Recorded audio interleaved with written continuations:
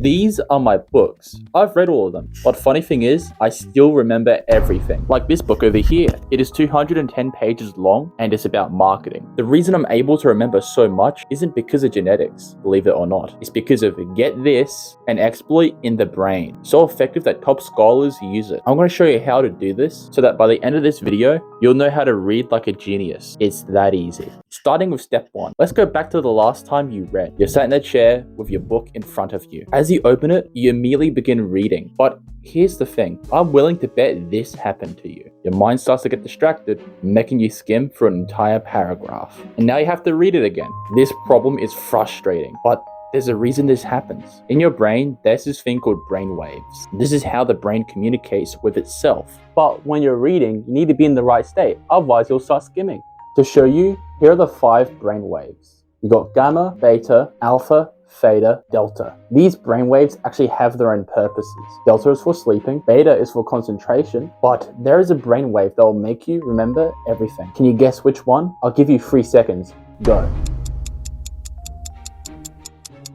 Got it? Well, I lied. It's actually 2. The theta and alpha waves. These 2 modes will allow your brain to remember effectively, which means you must be in one of these 2 modes when you're reading, because if you're not, nothing will stick in your brain. So how do you activate them? Well, this is how. But before I tell you, I need to get this out the way. You must always have this one box checked at all times, okay? Avoid distractions in the morning. I have a video explaining why right over here, so watch that if you're curious. Anyway, theta mode isn't hard to activate. The only problem is, how are you going to get from here all the way down to there? Well, let me give you 3 people. What they have in common is that they're all reading, but there is one thing that separates them. You see, person A is reading standing up. Person B is reading while walking, while person C is reading sat comfortably on a chair. One of these guys is more likely to enter theta mode, but it's not who you would think. You probably thought person A, but no, it's actually person C. Basically, theta mode is a state of relaxation. This means that you have to be in a meditative state to be in this mode. Now, you're probably wondering how to get there. Well, there's a reason I did this experiment because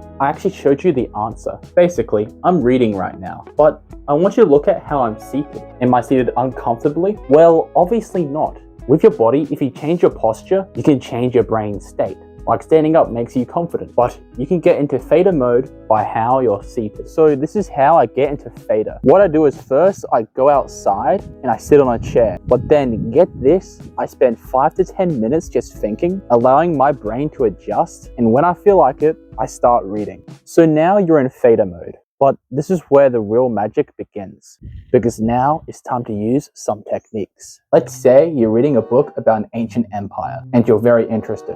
That was me 4 months ago. I was reading, hold on, oh my gosh, I completely forgot about this. I was reading this book right over here. But what you didn't realize was that when you're reading, your brain chooses what it wants to retain. Let me explain. With this book I mentioned right over here, let's say there are 3 different things in this book: ancient mythology, war history, and cultural history. Let's say you picked up this book because you wanted to know about war history. Well, your brain is going to ignore everything else besides war history, and it's going to retain everything about it. This is because of expectations. But we can use this to our advantage.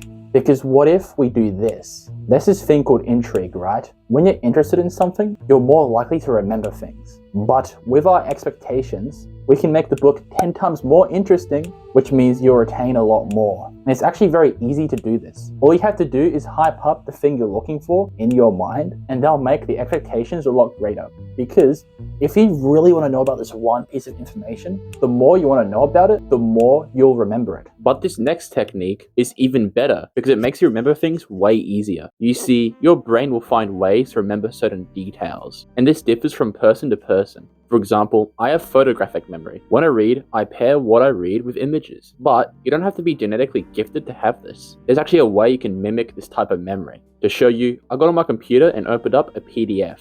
So this is a link method, okay? And there's a reason it's called that. Certain details can be linked to certain things. For example, if you've ever played CS2 before, right? On Dust 2, you all remember what mid-doors is. Well, the reason why you remember that place is because it's probably linked to a memory in your brain, which makes a call-out name more potent.